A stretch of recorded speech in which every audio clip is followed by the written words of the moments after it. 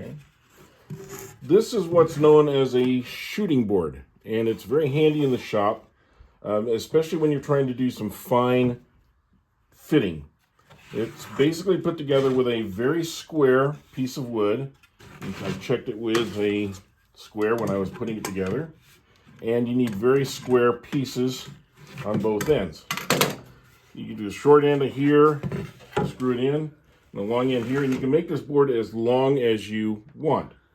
The idea being that it butts up against the workbench, and you have a piece of wood that you need to take just a little tiny bit off, and you might mark it with a pencil or whatever. And you can take your plane, and you don't want the plane to have much showing. You just want to be able to do just a little bit, just like this. And when you're done, you'll see that it's very clean. It is very square. And you go in your back and you fit it in to see if now it fits properly. And you can keep shaving off a little bit until you need it. Or if you need to take a little curve out of a cut that you made, you can use the same thing here and just run it up and down it until it lines up. Until it lines up square.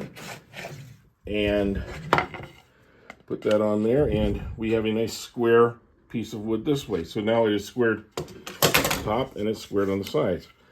And that is what a shooting board is for. You can use it all over the shop, but it takes up very little space in your shop. It's a great jig to have.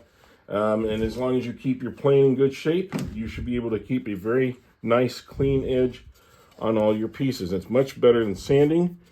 Sanding can tend to gouge. And if you like this video, please give us a like, a thumbs up. Please subscribe, leave comments. We're always open to comments. We respond to them right away. And we'll talk to you soon. Thank you.